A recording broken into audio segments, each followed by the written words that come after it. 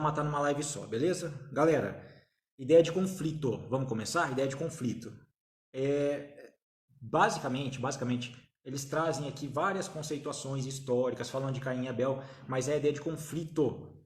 De conflito é quando você tem duas pessoas, tá? Então não existe um conflito, entre aspas, aqui para você mediar, para você conciliar com uma pessoa só, tá bom? Então, quando a gente vai avançando aqui, vem essa ideia do sociólogo Max Weber. Quando falar de Max Weber, se colocar na prova de vocês, nós vamos pensar aqui com cabeça de examinador, tá? Max Weber, ele usa a expressão escassez, tá bom? Escassez. Então, aqui, ó, conflitos por bens que têm escassez. Então, por que que tem o conflito? Porque se tivesse o bem para todo mundo, você não precisaria ter conflito. Cada um pegava o que queria e pronto. Mas você tem um regime de escassez, tá bom? Então a palavra de Max Weber aqui para chamar a atenção de vocês numa possível alternativa é escassez. E aí aquela ideia assim, ó, o conflito em si ele é um problema do direito, da ciência jurídica? Não, beleza? O conflito ele não é principalmente do direito, cuidado com a pegadinha, tá? Mas ele é atrelado às ciências sociais, sociologia, tá bom? Então, juridicamente, o que que a gente analisa aqui dentro de um conflito? A lide, o que que é a lide? É um conflito de interesses qualificado por uma pretensão resistida. Lide é conflito de interesses qualificado por uma pretensão resistida e as suas reverberações processuais. Você tem lide quando você tem demanda. Você tem lide quando você tem uma ação judicial, quando você tem um processo.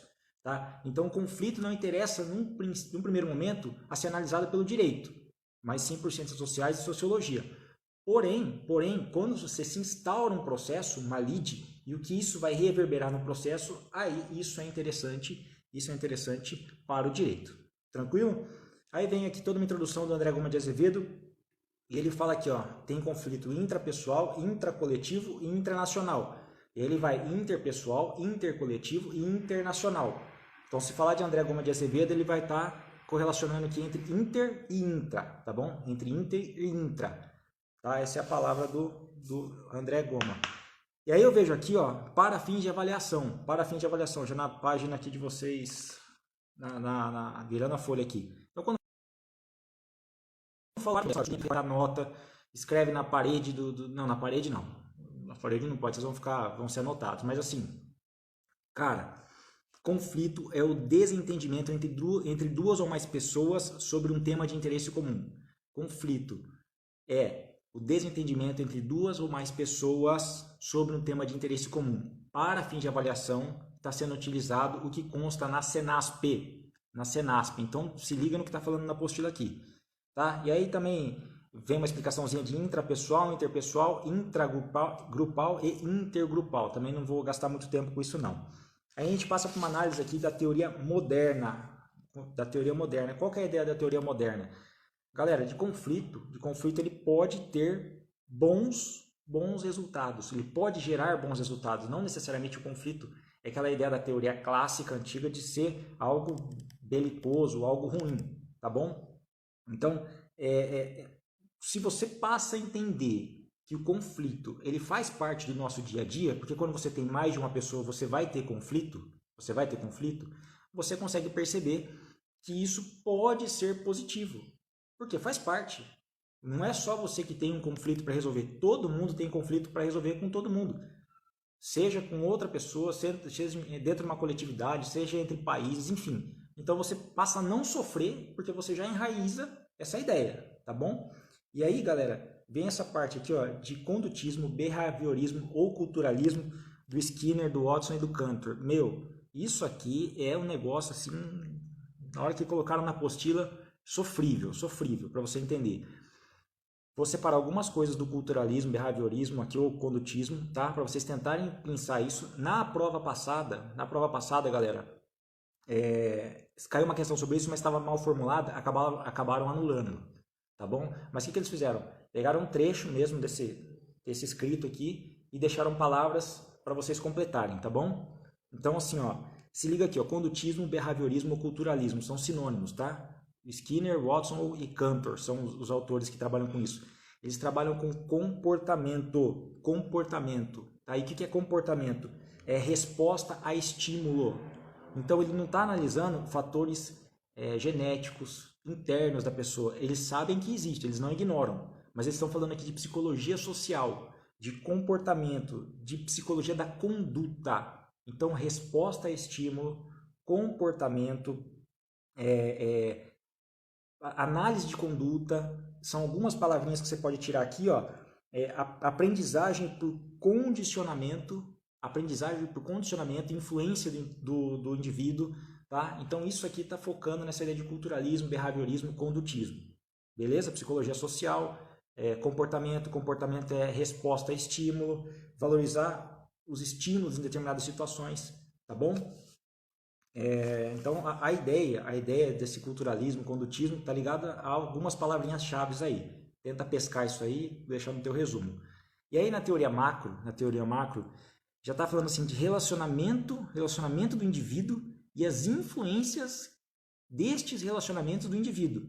Então eles acabam olhando os fatores endógenos e exógenos e não só o comportamento, não só a reação a estímulos, tá?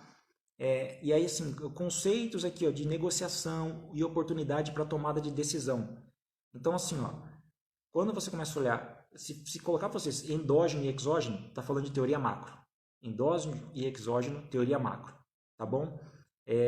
Relacionamento de indivíduo, influências deste relacionamento, tá? Aí nós estamos falando de teoria macro, beleza? Galera, conflitos e disputas. Se liga na nossa dica ridícula, que é a dica ridícula que vai te salvar.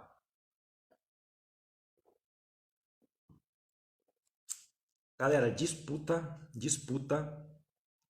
está ligada à demanda. Disputa está ligada à demanda. E demanda aqui pra gente tá falando com juízo, processo, tá? E aí para alguns autores ainda tá falando em rejeição integral ou parcial do pleito. Mas assim, ó, demanda, disputa, D com D, tá? Demanda, disputa, tá falando com juízo, processo e rejeição integral ou parcial do pleito. Conflito, ele vem antes da disputa. Conflito vem antes da disputa, beleza? Você tem conflito e você pode não ter disputa. Mas se você tiver uma disputa, necessariamente você teve um conflito.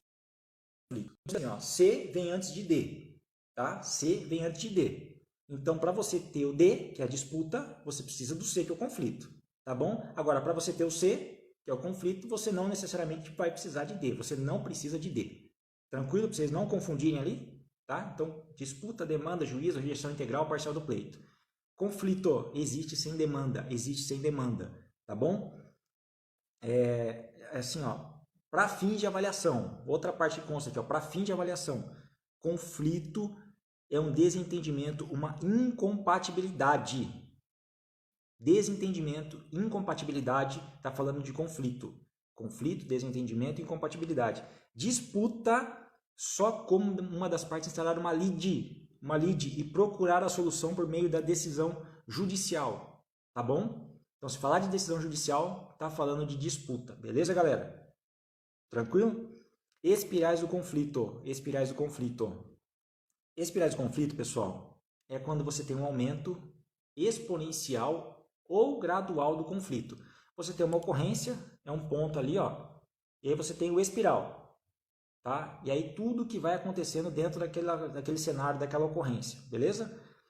Se você não controla aquele conflito, isso vai ganhando uma proporção e vai ampliando a espiral do conflito. E aí qual que é o cenário do mediador, do conciliador, do policial, de você que vai atender uma ocorrência? É você concentrar aquele conflito, minimizar, eliminar. Tranquilo? Beleza, galera? Espiral do conflito. Dentro da ideia aqui, ó, da comunicação não violenta, nós temos essa análise aqui, esse novo enfoque dessas intenções diferentes de relacionamentos, tá? Comunicação não violenta. É uma parte aqui, assim, que você vai reagir diferente diante de observações, diante de críticas que serão feitas à sua pessoa, tá?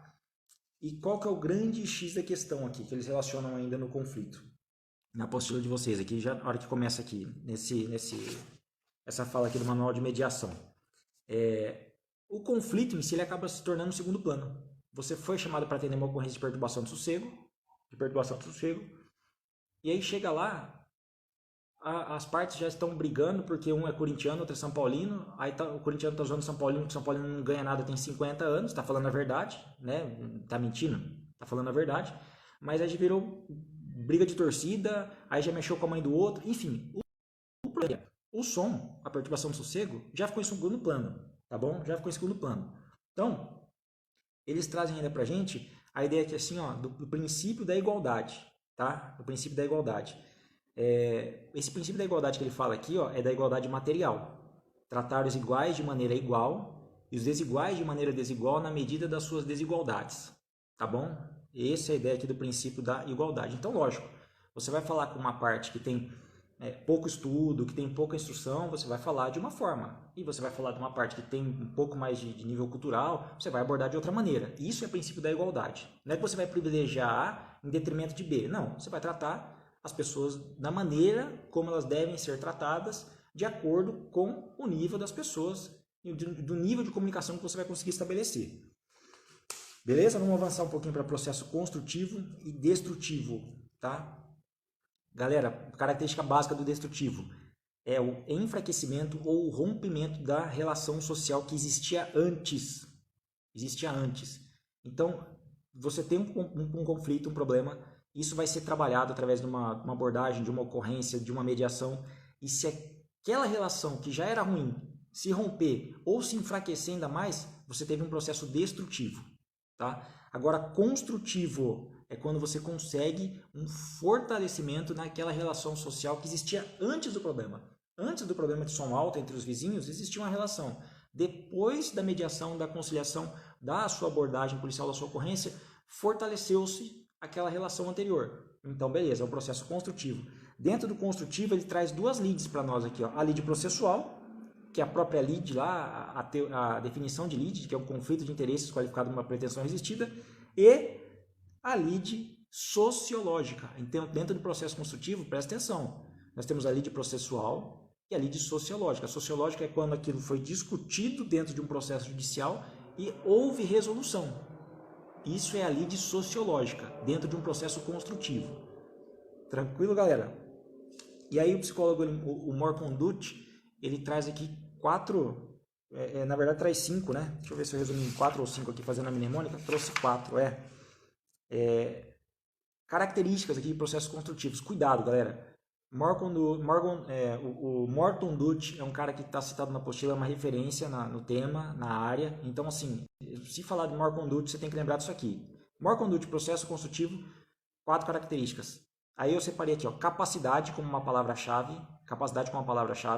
e aí você tem de estimular soluções criativas e capacidade das partes e do condutor a resolver o problema sem atribuir culpa a ninguém, tá? Então você tem capacidade das partes para desenvolverem soluções criativas e capacidade das partes ou do condutor de resolver o problema sem atribuir culpa a ninguém, tá bom? Então com capacidade você mata duas aqui, do processo construtivo de Morton Dutt. E aí, dentro dessa ideia de processo construtivo, você conseguir reformular algumas questões que estavam ali travadas dentro de um impasse, beleza? E você também conseguir ir além de questões jurídicas, porque percebe, galera, você está com problema de som alto, você quer dormir. Você que está escutando o som, você quer escutar o som, fazer seu churrasco e curtir. Ninguém está preocupado se é contravenção, se é crime, se tem multa, qual é a pena, você entendeu? Então, essa é a ideia de processo construtivo, capacidade de estimular as partes a resolver através de maneira criativa, capacidade de resolver sem atribuir culpa e além de questões jurídicas, e você também conseguir reformular questões quando gera um impasse. Chega uma hora que trava a negociação, a conversa entre as partes. E aí, esse é o mérito de você conseguir fazer com que as pessoas se relacionem melhor, voltem a ter uma relação social boa. Tranquilo? Chique, isso aí é processo construtivo. Vamos partir para 3 e 4 aqui. A galera tá matando a saudade aqui, né, meu? A galera tá matando a saudade aqui, absurda na live aqui. Meu Deus do céu. Vamos lá. Que amor que tem esse povo, Jesus Cristo. Olha, meu Deus do céu, tô até curioso para parar para ler aqui. Jesus, vamos lá. Isso aí é problema de infância, viu, gente? Mal resolvido, mas vocês. Ai, meu Deus do céu, que alegria. Galera, resolução de conflitos. Quando que surgiu essa ideia de resolução alternativa de disputa? RAD é resolução alternativa de disputa. Resolução alternativa de disputa. Âmbito privado, comercial. Meu, envolveu grana, o mundo se move. Então, primeiro, a galera viu que não dava para esperar o Estado, para o juiz julgar. A galera queria uma solução. Então, aí começou a surgir uma outra forma que não o Estado, Estado juiz, Estado qualquer coisa, resolver esse problema. As próprias partes irem se virando e aquilo ter validade jurídica. Tudo bem? Aí a gente vem aqui ó, com a ideia de autocomposição e heterocomposição. Autocomposição, as partes resolvem os problemas. Podendo ter um terceiro ajudando ou não, mas autocomposição, as partes resolvem os problemas, tá? E heterocomposição, alguém decide pelas partes. Alguém decide pelas partes. Isso é heterocomposição. Os dois exemplos que nós vamos ter, já vou matar a heterocomposição. Decisão judicial e arbitragem. Decisão judicial e arbitragem. Isso é heterocomposição. O resto aqui é tudo autocomposição. Tá bom? O resto é tudo autocomposição. Tem uma ideia aqui inicial de transação, renúncia e submissão, que é tudo dentro da autocomposição. Aí quem é meu aluno aqui sabe, né? Do exemplo que eu dou, né? Do exemplo da pessoa que gosta de comprar carro, né? Tem uns carros bacanas e tal. Transação, as partes cedem. As duas partes cedem um pouco, tá? Submissão, uma das partes aceita totalmente o que a outra parte pediu. Isso é submissão. E renúncia, a parte, mesmo ela tendo um direito, ela abdica, ela abre mão desse direito. Tá bom? Beleza? Sem estresse, transação, submissão, renúncia, dentro da autocomposição, joia. Aí ainda a Daniela Gabay, ela fala aqui de autocomposição assistida e autocomposição direta. A assistida, mediação e conciliação. Porque você tem a figura do mediador e do conciliador. E a direta, negociação. A jeta, né, Bruna? A Gataz é embaçada, é a jeta mesmo. A galera da jeta pira. Heterocomposição é a técnica mais difundida, tá? Porque é aquela questão belicosa mesmo, eu vou te processar, você não sabe quem está falando, eu vou atrás do meu advogado, é isso aí, tá bom? É isso aí. E aí a heterocomposição está falando de arbitragem e decisão judicial. Aí a gente parte para uma análise aqui, ó, antes de entrar propriamente dita na especificação delas, eles citam aqui autotutela. Galera, autotutela é força física, para proteger um bem móvel ou um bem imóvel, tá? Alguém está entrando na tua casa, está querendo invadir a tua casa e você vai lá e empurra essa pessoa, dá um soco nessa pessoa, dá uma paulada na cabeça dela. Isso é autotutela. Você está protegendo um bem móvel ou bem imóvel. Percebe? Nós não estamos falando de legítima defesa, estado de necessidade, nada disso. Isso é autotutela, bem imóvel ou bem imóvel. Aí a gente entra em negociação. Negociação é uma autocomposição direta pelas próprias partes. Não existe uma norma específica falando de negociação. Mas o que é importante a gente saber de negociação? Você tem a ideia da negociação competitiva e da colaborativa. Competitiva, a ideia de que um ganha e o outro perde. Tá? Para um ganhar, o outro tem que perder. E a colaborativa é uma ideia de que essa negociação foi boa para ambas as partes. Tá? Para ambas as partes. E você tem 4 etapas da negociação. É o PCRA. PCRA. Prepara, conduz, resultado e avaliação dos resultados. Prepara, conduz, resultado e avaliação dos resultados. Se for perguntar alguma coisa de negociação, acredito que vai perguntar isso aqui. As etapas da negociação, vai colocar numa ordem, vai tentar confundir a cabeça de vocês, tá bom? Preparação é você pegar informações antes da negociação da outra parte, tá? Tentar saber antes. Na condução é escutativa. Escutativa, perceber o que está rolando ali na negociação, o que a pessoa está querendo, nas entrelinhas, tá bom? Nos resultados, eles falam aqui que um resultado inteligente, profícuo na negociação é quando isso pode gerar cumprimentos ao final da negociação. Tá? E a avaliação dos resultados é você ver se você teve a melhor saída possível dentro do que você queria através da negociação. Ou se você tivesse utilizado a conciliação ou o processo judicial, se seria melhor. Tá bom? Então são 4 etapas da negociação, é bem tranquilinho. Galera, conciliação. Conciliação. Surgiu, quando tem essas datas, fiquem ligados nas datas, tá? Em 2006, movimento pela conciliação, a ideia de conciliar é legal. Conciliar é legal, beleza? Fala, cachorro ali, grande mestre do nosso direito militar.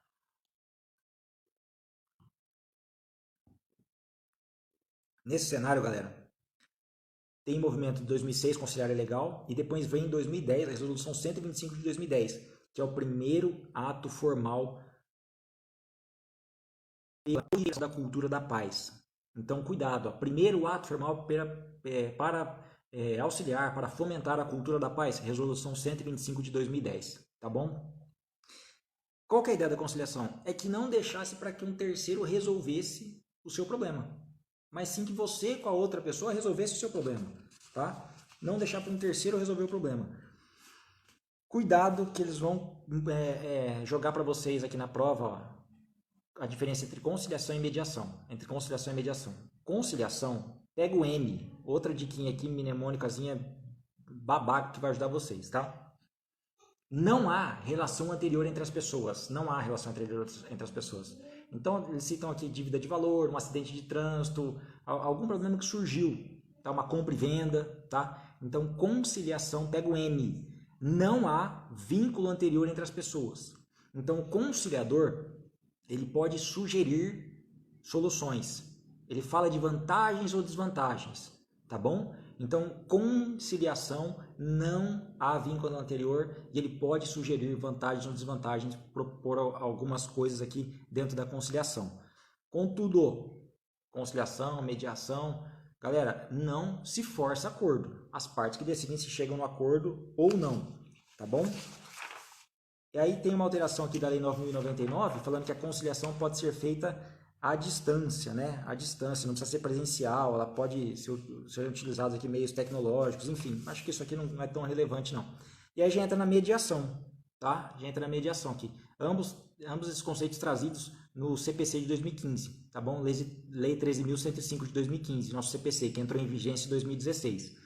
Galera, o mediador, ele atua preferencialmente onde há vínculo anterior entre as pessoas, relação anterior entre as pessoas. Então, um problema de vizinho, um problema de um estabelecimento comercial no bairro, na rua, que está atrapalhando. Ou seja, há um vínculo anterior entre as pessoas, tá bom?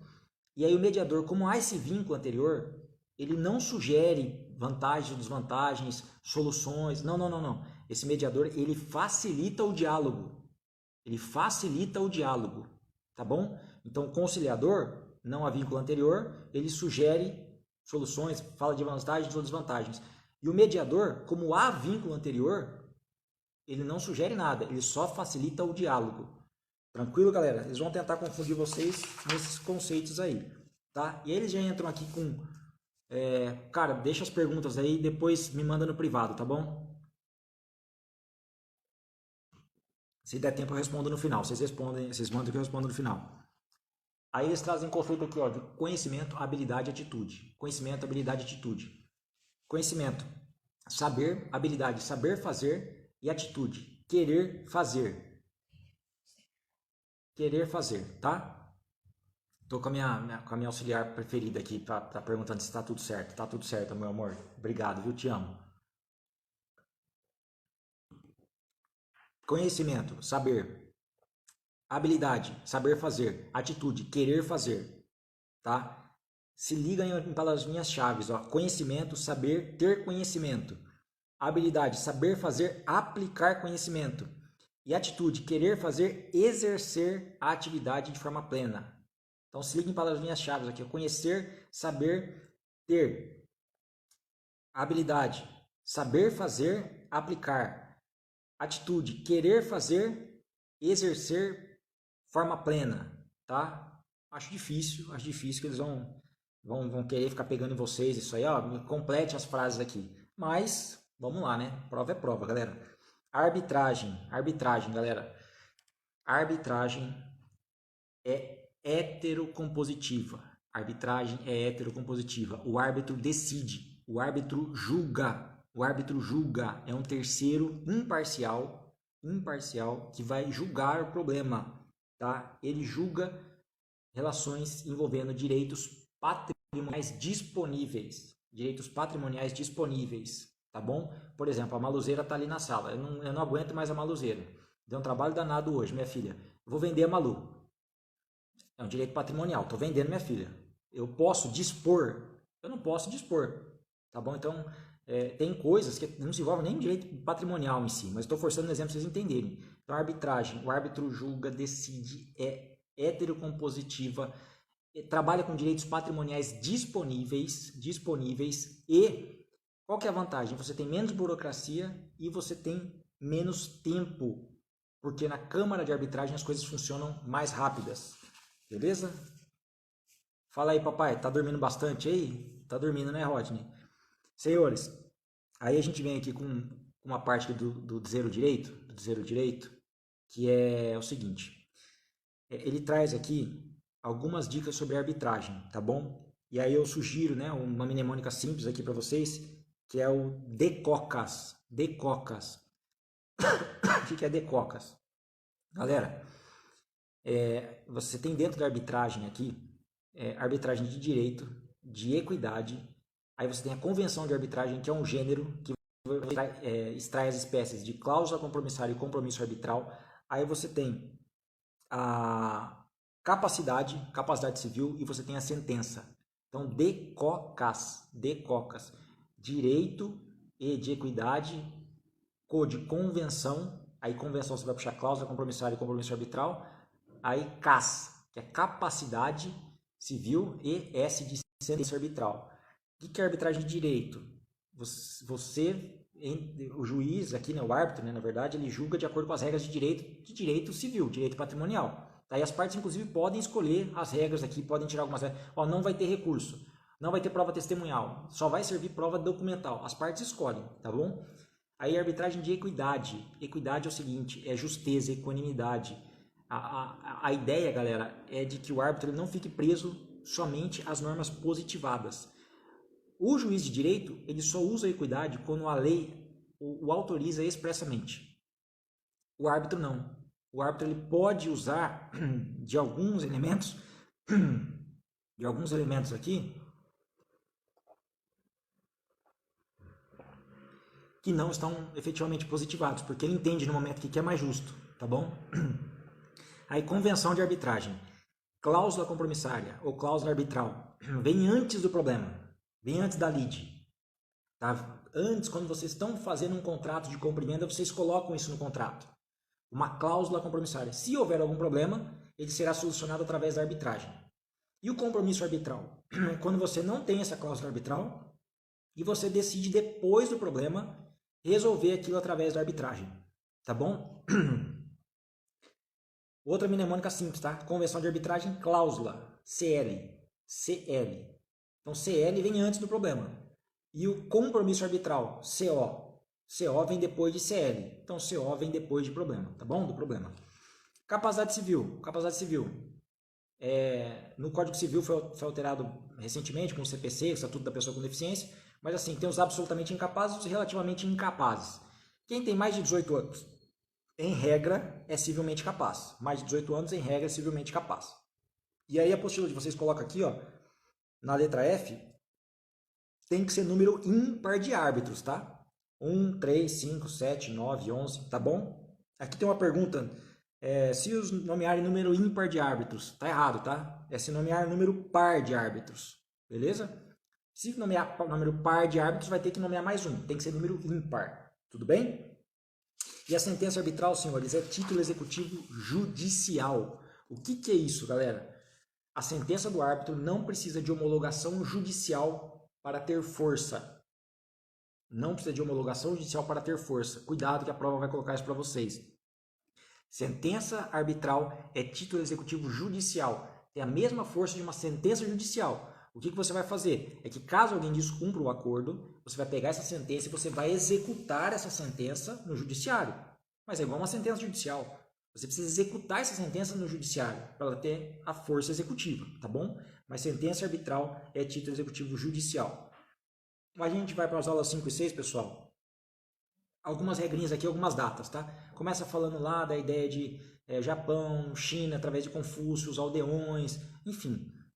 Galera, primeira data importante, Estados Unidos, 1931, na Secretaria do Trabalho, onde a ideia era privilegiar um consenso comunitário em detrimento do individualismo aqui, ó, e da guerra, da cultura de guerra. Então surgiu em 1931, Estados Unidos, Secretaria do Trabalho, privilegiando um consenso ao invés de só alguns grupos de indivíduos, tá bom?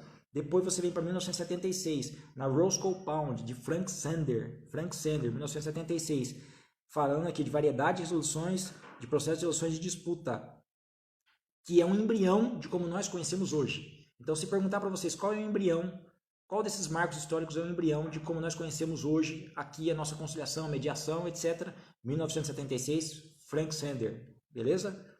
A ideia é que assim, ó, o judiciário não daria conta de resolver o problema da melhor maneira para o jurisdicionado, tá bom? Depois a gente vai para a Grã-Bretanha, em 1978, na ideia aqui da Lisa Parkinson, da assistente social, da Parents Forever, tá bom? Relações familiares aqui. E depois na América Latina eles trazem aqui em 1991, tanto na Colômbia quanto na Argentina. E aí traz um texto aqui do professor Daniel Conago Rodrigues, pessoal. O professor Daniel, ele é da nossa cidade aqui de Presidente Prudente, professor universitário, um cara excepcional, uma referência nacional aí no direito processual civil, tá bom? Legal deixar esse registro aí para vocês. Ele fala desde a nossa primeira Constituição Imperial, lá de 1824, tá? Ele traz todo um cenário, trazendo aqui até a Lei 13.140 de 2015, que é a nossa lei de mediação. E aí o Manual de Mediação do CNJ, ele fala que na década de 70, eles buscam que o acesso à justiça fosse melhor na perspectiva do jurisdicionado, ou seja, de quem procura a justiça. E aí por isso começa a surgir essas ideias de você buscar formas alternativas de disputa, que não só o juiz resolvendo o problema, tá bom? Galera, NECRIM. NECRIM é polícia civil, polícia judiciária, atuando em infrações de menor potencial ofensivo. O que são infrações de menor potencial ofensivo? São todas as contravenções penais e os crimes cuja a pena máxima não seja superior a 2 anos, cumulados ou não com multa. NECRIM é atribuição da Polícia Civil, criado por um decreto estadual aqui de São Paulo, para cuidar de mediação, de conciliação nestes casos de infrações de menor potencial ofensivo. NECRIM elimina o NUMEC? Não. NECRIM e NUMEC não se eliminam. O NECRIM tem o viés jurídico, o viés criminal, e o NUMEC o viés civil, mas um não elimina o outro. Tudo bem, galera? E aí, eles trazem os princípios aqui da Lei 9.099, né? Não vai perguntar isso aqui para vocês, mas se perguntar, é o SECOI. Simplicidade, economia processual, celeridade, oralidade e informalidade. Tá bom? São 5 princípios aqui no artigo 2º da Lei 9.099. Com base nesses princípios, a Lei 9.099 fala que é infração de menor potencial ofensivo. A Polícia Civil, o governador entendeu por bem colocar os NECRIMs em atuação. Tá? Aula 7.8. Aula 7.8.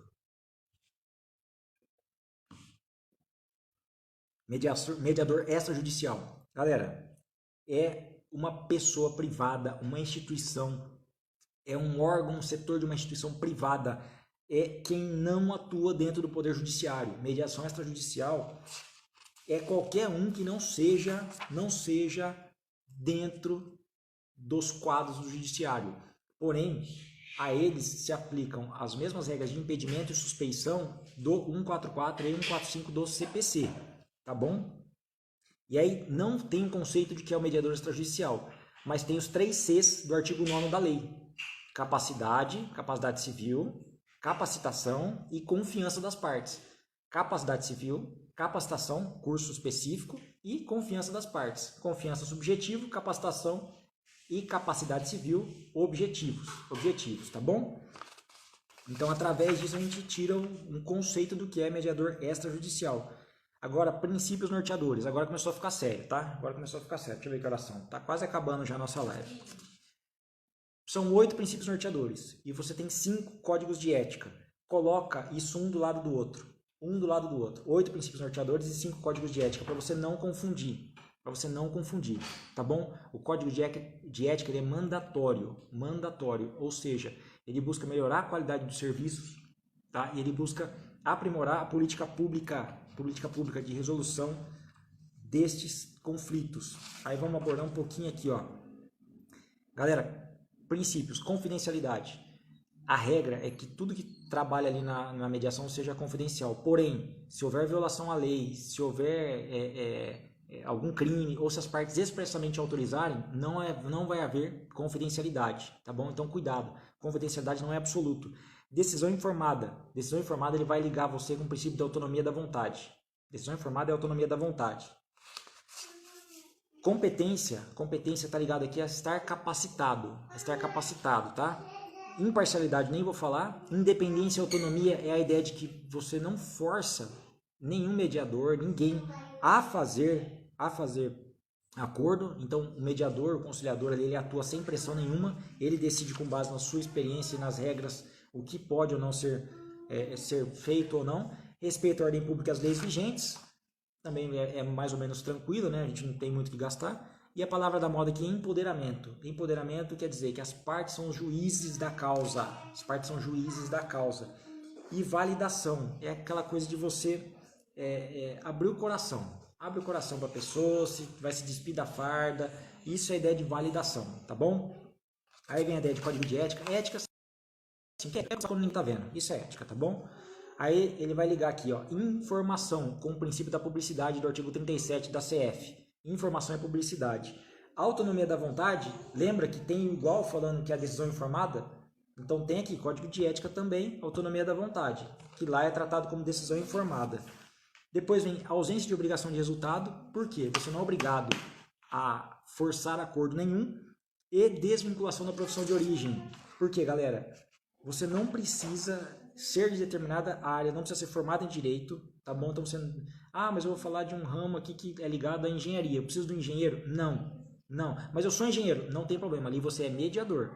Se precisar de um engenheiro, algum conselho, alguma ordem técnica, a gente vai chamar um engenheiro, tá bom? E compreensão quanto à conciliação e mediação. Compreensão está ligado à execuibilidade, algo que seja possível depois de que, se houver necessidade, aquilo vai ser executado. Você coloca uma sanção lá que você vai cortar um braço fora se você ligar o som depois das 10 da noite, isso não é execuível. Então, por isso que as partes têm que compreender a conciliação e a mediação.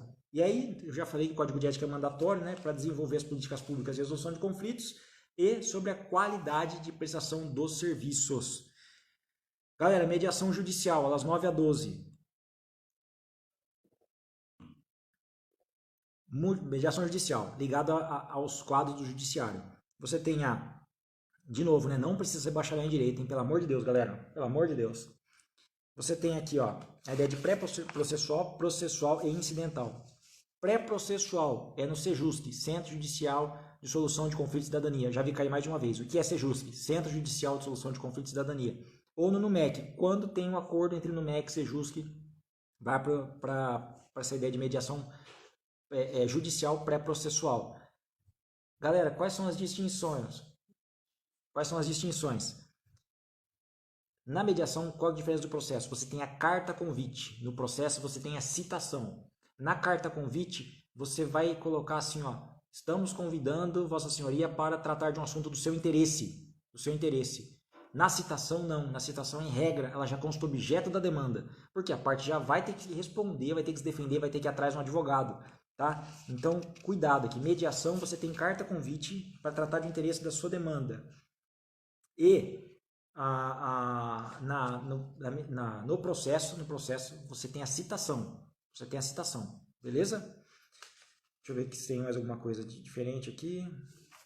Legal. Galera, mediação processual. Processual é no momento específico. Logo no começo do processo. Quando você tem a petição inicial, a pessoa ajuizou a demanda, o réu é citado. Ele é citado para a audiência de conciliação e mediação. E depois eu vou explicar um pouquinho mais, tá? Mas a mediação processual é no momento certo. E mediação incidental é em qualquer momento. As partes devem fomentar a mediação. Isso está escrito na lei. É a qualquer momento a mediação incidental. Beleza, galera? O caso do João Neto Frederico e do Henrique Juliano, que eu passo na sala de aula. Mediação incidental. Com foco em buscar a paz social, pacificação social. Aí ele avança lá falando que o nosso CPC trouxe princípios, partes gerais, trouxe igual na Constituição, o princípio da inafastabilidade da jurisdição. Então tudo pode ser levado ao judiciário, tudo, tá bom? E a ideia é de estimular as formas alternativas de disputa, de resoluções alternativas de disputa. Lembrando que aqui, ó, mediação e conciliação, os mediadores e conciliadores são tratados como auxiliares da justiça. E a sessão, ela está ligada a uma mediação extrajudicial e a audiência a uma mediação judicial. Na mediação extrajudicial, galera, a gente tem, para ser mediador, os 3 Cs: capacidade civil, competência e confiança das partes. Na judicial, você tem aqui, ó, capacidade civil, você tem capacitação e você tem graduado há pelo menos 2 anos em curso superior. Pelo menos 2 anos em curso superior. Isso é o que está na lei de mediação 13.140 de 2015. Agora olha o provimento aqui do Conselho Superior da Magistratura de São Paulo, 2287. Ele fala também, ó, de capacitação, de cursos, ser capacitado, brasileiro com pelo menos 21 anos. Brasileiro com pelo menos 21 anos. Graduado há pelo menos 2 anos em curso superior. Não gosta de direitos políticos, não pode ser incapaz, não pode ser parente até o 3º grau, inclusive, tá bom? Então, você e o seu tio, se o seu tio for juiz, coordenador do Sejusc, ou se o seu tio for juiz, coordenador auxiliar, ou se o seu tio for chefe do cartório do Sejusc, você não pode, tá bom? Que até 3º grau, inclusive, beleza? Se é seu primo, que é o juiz, pode, que ele é 4º grau. Aí você pode ser mediador e ele ser o juiz do Sejusc, tá bom? E não ter sofrido uma penalidade administrativa ou no exercício da advocacia aqui, enfim, que seja desabonadora para exercer o cargo, é uma coisa mais grave, tá bom? Galerinha, você tem que estar cadastrado nacionalmente e no tribunal respectivo. Então você tem que ter no cadastro nacional e no tribunal, ou no Tribunal de Justiça, no Tribunal Regional Federal, enfim, tá? Aí a gente já tem uma crítica aqui, ó, do próprio professor Daniel, é essa mesmo. Que ele fala que assim, ó, da mediação processual, que é numa parte específica, logo no começo do processo, salvo a improcedência liminar do pedido, aí você vai ter a mediação processual. Mas a crítica é no sentido de que assim, pô, se as pessoas estão tentando resolver, podem resolver sem o judiciário, se o juiz já der improcedência liminar do pedido, as partes não conseguem nem resolver, tá? Então essa é a crítica dele aí. E aí como que faz para não ter a mediação processual? Cuidado, galera, a regra é ter a mediação processual. Como que faz para não ter? O autor tem que na petição inicial falar que não quer e o réu tem que 10 dias antes da data da audiência marcada fazer um expediente falando que também não quer. Aí não vai ter audiência. Se uma das partes permanecer silente, uma das partes ficar quieta, a audiência vai acontecer. Se a parte não for, tem multa processual para ela. Então a regra é ter a mediação processual. As duas partes têm que falar que não. O autor na petição inicial e o réu 10 dias antes da data marcada da audiência. Beleza, galera? E as partes têm que estar com o advogado. Se não tiver advogado, a Defensoria Pública vai atuar. Nessa judicial também. Isso é outra coisa que podem tentar confundi-los, tá? Nessa judicial você não precisa de advogado. Mas se uma das partes tiver, as duas têm que estar. As duas têm que estar, tá bom? Ou as duas com ou as duas sem, as duas com ou as duas sem na extrajudicial. Na judicial, as duas têm que estar. Se não tiver acordo na mediação processual, segue o barco, o processo corre. Agora, se não tiver acordo na mediação ali processual, quanto à sanção, um pede uma coisa, o outro não quer, eles não chegam no acordo. E aí o que pode fazer? Passa para o juiz só para ele decidir a sanção. Então o juiz pode decidir só em relação à sanção. Qual vai ser a sanção? Se as partes concordarem, fecha a mediação. Se não concordar, o processo segue normalmente, beleza?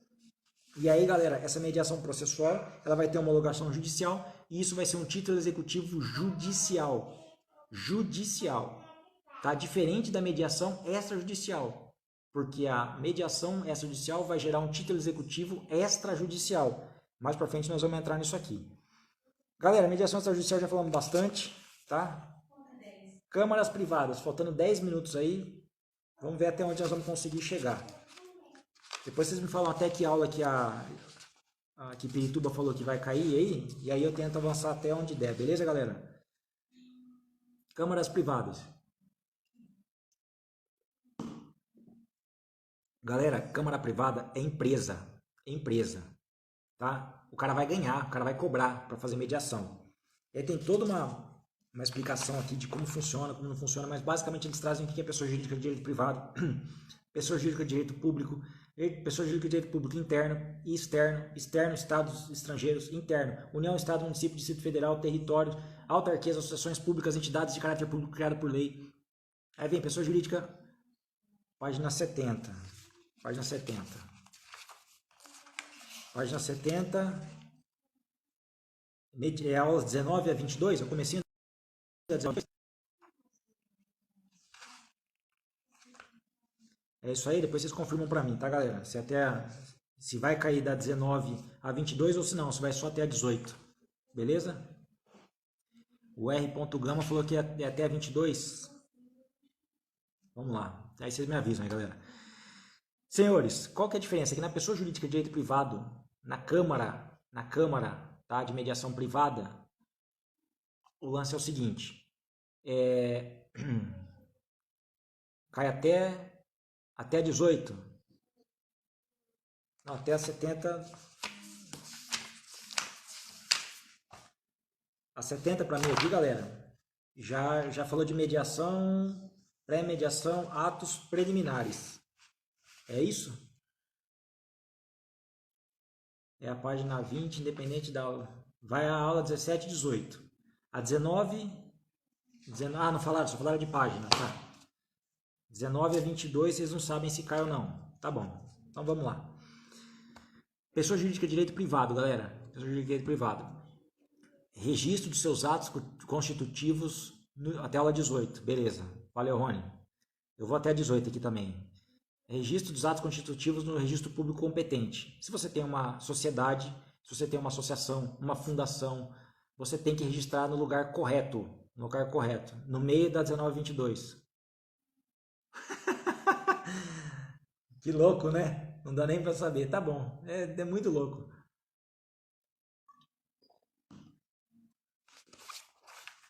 Aí, galera. Ó.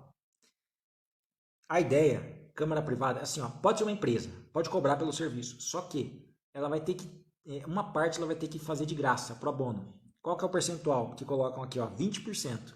20% encaminhado pelo judiciário, por uma câmara privada, tem que fazer de graça, tá bom? E se tiver gratuidade de justiça, eu não vou explicar o que é isso agora, mas só para vocês lembrarem. Gratuidade de justiça, ela tem que ser respeitada, se as duas partes tiverem. Editar o Covid. Gratuidade de justiça tem que ser respeitada para as duas partes. Se uma das partes só tiver gratuidade, a outra das partes vai pagar 50%. Ela não vai pagar 100%. Ela paga só a parte dela, tá bom? Então 20% tem que fazer de graça. Numa câmara que cobra para fazer a mediação, 20% encaminhado pelo judiciário, ela faz de graça. Se as partes tiverem gratuidade judiciária, vai ter que ser respeitado. E se uma tiver gratuidade judiciária e a outra não, a outra parte paga só a metade, só a parte dela, tá bom? Câmara de arbitragem. Árbitro, cuidado, árbitro não é funcionário público, mas o árbitro ele é equiparado a funcionário público para fins penais, artigo 327 do Código Penal. Então, o árbitro pratica infrações penais, responde por infrações penais como se fosse funcionário público, tudo bem? Concussão, corrupção, tá bom? São crimes praticados aí por servidor, por funcionário público contra a administração pública, tá bom? E aí a ideia aqui, galera, de justiça privada, tá? Justiça privada. Então, o árbitro, ele é juiz de fato e de direito. Não cabe recurso da decisão arbitral e nem homologação judicial, tá bom? Cabe recurso da decisão, da sentença arbitral? Claro que cabe. Algum vício, alguma coisa, alguma falha, um erro de formalidade, enfim. Não é que o árbitro faz o que ele quiser e acabou, tá? Mas a outra parte, ela tem que comprovar isso. Olha, foi violado um direito meu, que ele não me deixou falar, eu não pude argumentar, não me deixou juntar as provas. Tudo bem? Essa tá quase que já tá zerada aqui. Então, assim, ó, o árbitro é a ideia de justiça privada, não cabe homologação judicial, é um título executivo judicial a sentença arbitral e não cabe um recurso pro judiciário dessa decisão, salvo alguma coisa teratológica absurda, aí vai alegar, olha, foi me violado um direito constitucional aqui dentro da nossa negociação, desse processo arbitral, tá bom, galera? Med-arb, galera, med-arb vocês têm que lembrar de cláusula escalonada. O que que é isso? É você ter primeiro uma pessoa mediando o teu problema e essa pessoa mediando, ela também é árbitro caso a mediação não seja frutífera. Isso é med-arb, tá bom? Isso é med-arb. Existe isso no Brasil? Aí tem toda uma construção aqui, ó. Ela não teria validade por quê? Porque quem é mediador não pode ser árbitro. o mediador não pode ser árbitro do mesmo fato. Ele não pode ser testemunha, ele não pode ser advogado das partes, tá? E se você tem uma decisão arbitral por quem não pode ser árbitro, essa decisão é nula. Então, uma decisão por um mediador que atua no mesmo caso, ela seria nula, tá bom?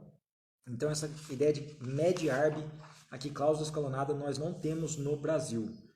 Rapport, galera, rapport, vocês já estão tendo aula de gerenciamento de crises, rapport tá fácil, né? Tá fácil. Então, assim, aquela questão de empatia, simpatia, de se aproximar das partes, relação de confiança. E uma frase que eu acho legal para vocês terem aqui em rapport, que a qualidade do relacionamento, ela é um pressuposto de uma solução boa, apropriada. Então, quanto melhor a qualidade, isso acaba sendo um pressuposto para você ter uma relação apropriada, uma solução apropriada. Quanto melhor o seu vínculo com as partes ali, o seu trato, a sua capacitação, mais chances você tem de você ter uma solução mais apropriada, tá? Isso vai desde o contato, tá? Desde o primeiro contato, na ocorrência, na elaboração do BO, no 190, você passar confiança sem ser autoritário. Esse é o nosso desafio. E a ideia de preparo, educação, cordialidade, respeito, né? Tudo isso aqui envolve essa ideia de rapport. Tá bom, galera? Senhores, questões, interesses e sentimentos. Questões, interesses e sentimentos. Vamos lá, não perde o ritmo não, meu. Não perde o ritmo não. Quem vai ficar para trás aí é quem não consegue dar conta do recado, beleza? Tá acabando o curso de vocês, beleza? Questões, interesses e sentimentos. Galera, questão tá muito mais ligada a qual é o problema discutido? Qual é o problema discutido? Quais são os pontos controversos? Tá? Então a questão está muito mais ligada assim, ó, o que está pegando? O que está pegando? Agora, interesses, nós estamos falando assim, ó, é a razão, é a divisão entre o homem e o bem da vida. Entre o homem e o bem da vida. O interesse está muito mais ligado a essa parte jurídica, tá? Essa parte jurídica aqui, ó. E aí está falando de interesse, vai falar de posições. Interesse e posições. Então, assim, interesse é a razão entre o homem e o bem da vida. Bem da vida no direito penal é o bem jurídico, tá? Família, vida, integridade física, honra, bem da vida. Imóvel, móvel, casamento, enfim, isso é bem da vida no direito civil. Direito civil chama bem da vida, direito penal chama bem jurídico, tá bom? Então, essa razão entre o homem e bem da vida e também as posições envolvendo reclamante e reclamado, isso é interesse. E os sentimentos é você descobrir qual que é o problema de fato envolvido ali e reforçar os sentimentos positivos, tá bom, galera? Imparcialidade nem vou falar, aulas 17 e 18. Meu Deus do céu, teoria dos jogos, né? Teoria dos jogos. Será que vai rolar a teoria dos jogos? Galera, teoria dos jogos. Neumann, Nash, Adam Smith, Borel, Emily Borel. Borel eu lembro de boteco, boteco eu lembro de blefe, blefe eu vou lembrar de poker. Borel, boteco, blefe, poker. Ele olhava a ideia dos jogos. Tá? Eu jogo com base no que eu acho que você vai jogar, o que você tem, e eu trabalho com essa ideia de blefe. A ideia desse jogo dos Nash aqui, ó, a teoria dos jogos de John Nash, ela é matemática, ela foi usada para economia, ela busca identificar, através de um raciocínio lógico, objetivo, não é nada viajando na maionese, não, é objetivo, lógico, você saber como os agentes de decisão, duas ou mais pessoas, vão agir, como essas pessoas vão agir. E aí eu já vou prever, através de mecanismos que eu vou colocar numa fórmula mesmo, qual vai ser o provável resultado disso, tá bom, galera? Aí você busca entender assim, ó, de acordo com o manual de mediação judicial, quando vai ser mais vantajoso um método heterocompositivo e quando vai ser mais vantajoso um autocompositivo, tá? Essa é a ideia. Você já sabendo do comportamento das partes, será que compensa uma mediação, uma conciliação, ou já tem que ir para o processo judicial mesmo? Não vai ter, as partes não querem conversar, não vai ter acerto, não vai ter diálogo, alguém vai ter que impor a vontade para elas, tá bom? E a ideia aqui, galera, é de criar estratégias para maximizar ganhos, tá bom? John Nash aqui, nessa década de 50, ele traça essa ideia de equilíbrio, né? Equilíbrio de Nash.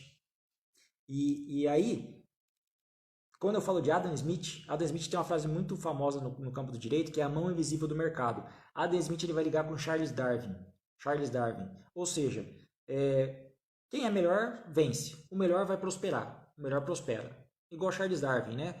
Quem conseguia a melhor concepção genética, se adaptar à comida, ao tempo, ao clima, ia prosseguindo, evoluindo na espécie e sobrevivia, tá bom? Então, Adam Smith ele fala dessa ideia de competição e quem seria melhor iria ficar ia permanecer no mercado e os piores iam ser eliminados, tá bom?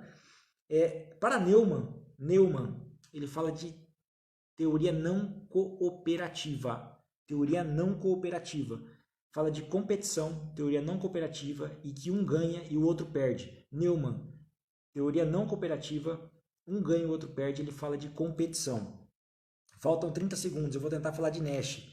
Nash ele fala de cooperar para se maximizar o ganho individual. Então não é ingênuo não, nós estamos cooperando, mas porque eu quero maximizar o meu ganho. Beleza, galera? Eu vou encerrar aqui que faltam 10 segundos. Se vocês quiserem que a gente continue aí, a gente continua para acabar mais essa aula. Mas está faltando pouca coisa também. Aí é com vocês, tá bom? Valeu!